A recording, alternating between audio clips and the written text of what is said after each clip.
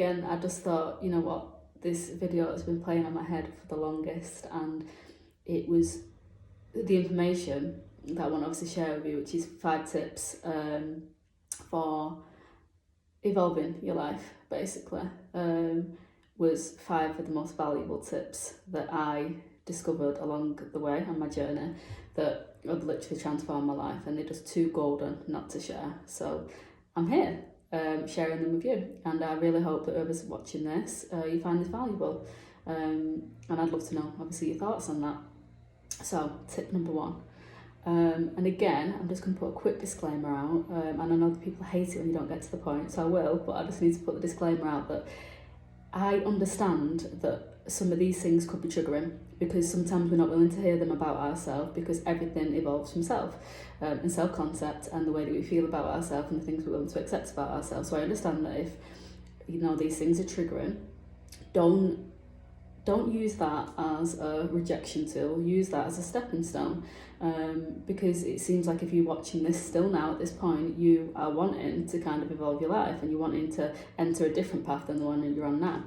Right, so tip 1, should I say, 99% of your problems don't currently exist.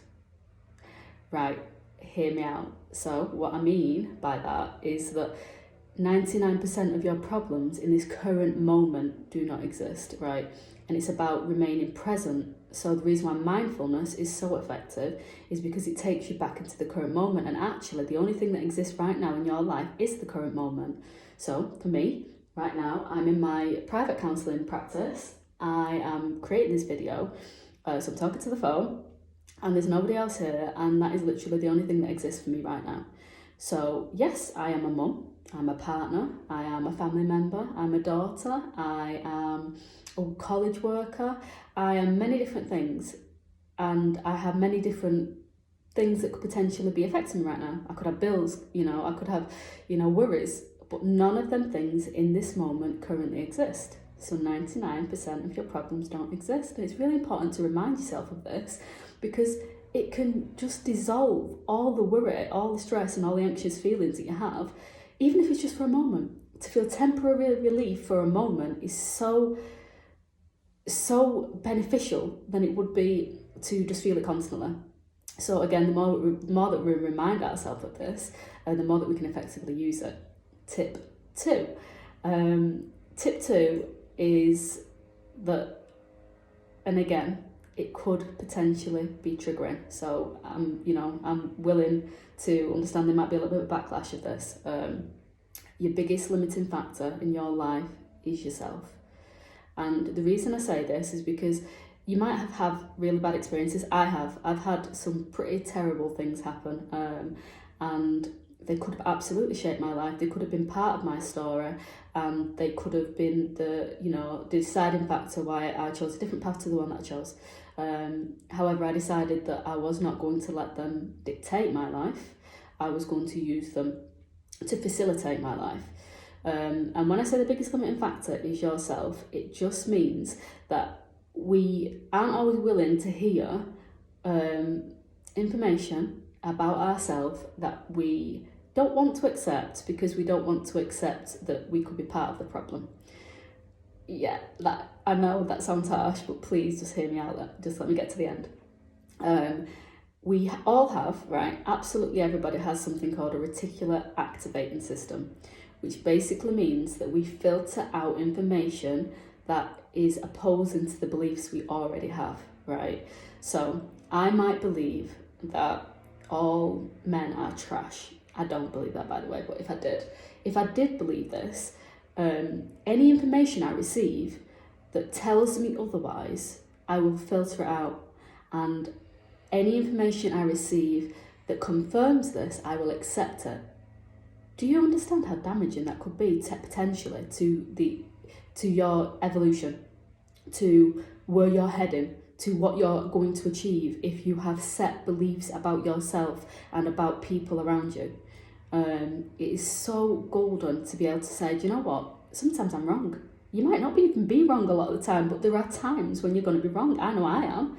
And I am somebody who likes to believe I'm right a lot of the time, but I also am wrong, and I'm absolutely willing to accept that now, and I wouldn't have been at one point in my life. And that helped me grow immensely as a person. Tip number 3. How attached to your old story are you? Right. And again, this is a really, really high part of accessing your higher self. So everyone sort of sees being, evolving and reaching your highest power and becoming a goddess and a queen and all that sort of stuff as glamorous. It absolutely is not glamorous. It's painful, because change is transformative and change can be painful, but it's also absolutely essential if you don't want to remain in the same place for the rest of your life. And what I would say is, if you're not the same person you was when you were 10 years old, then change is absolutely essential and beneficial, isn't it? But again, the unknown makes us feel uncomfortable. But sometimes our old story can be part of how we explain why we are where we are at.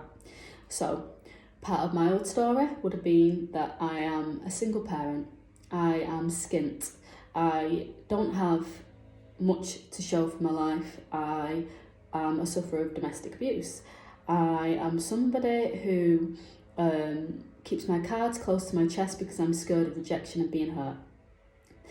Although them things was very much true at the time, I no longer identify with that part of my story. It was part of my story, but it's no longer who I am.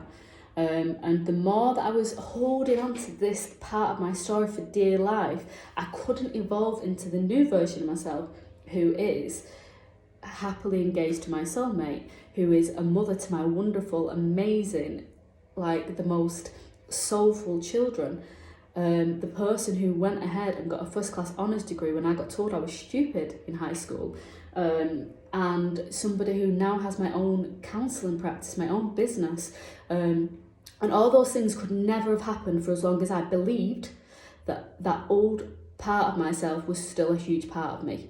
It was a part of my story then, but in order to evolve, I had to evolve. I had to snip the scissors. I had to basically snip off that old part of my story, no longer have the emotional attachment to her, be thankful and grateful for her, but be willing to step into my power. I think I'm on to tip 4, I hope I am. Tip 4, the saying, which it says, show me your friends and I will show you your future. It's so powerful and it's so true. I genuinely, even 2 years ago, I'd have said, oh, I'm surrounded by the most amazing people, I absolutely love them, and and maybe at the time that was possibly true, but I think that the older I've got, basically, the more that I've got a little bit scissor happy, and that sounds like I just cut people off for no reason. That's not true. But if somebody does not serve you, or they hinder you, or they plant limiting beliefs in your mind, they make you feel less than, they make you feel not worthy, they make you feel not good enough, they make you feel unloved, they make you question yourself, then people are not the people for you. If then people talk about other people, and you wonder if they talk about you, if they don't really have a lot of nice things to say, they're quite negative, but you're wanting to evolve and you're not wanting to discuss people, you're wanting to discuss ideas and business, and you're wanting to discuss all the wonderful things that you can achieve, and they're not doing that, it might not be that you need to have a big blow up and have an argument or anything like that, but it might be that you need to distance yourself and surround yourself with more like-minded people, because your future can only be as strong as your weakest link, and I think that is absolutely crucial. Tip number 5, mindset is everything. It really, really is everything. And when I say this, it seems so basic, but please understand it will be more important than any of the other points that I've said. And the reason why mindset is so important is you could not find a successful person without a successful mindset. You could be the most talented singer, you could be the most amazing businessman, you could be the most incredible athlete, but without the mindset to get to yourself to where you need to be in order to perform those and do those things and achieve those things and make them things happen in your life, you ain't going nowhere fast. And mindset is literally your golden ticket out of your current situation. I hope these tips have been really helpful. Like I say, I would love to know what you think. So show me some love, and I look forward to speaking to you all soon. Bye.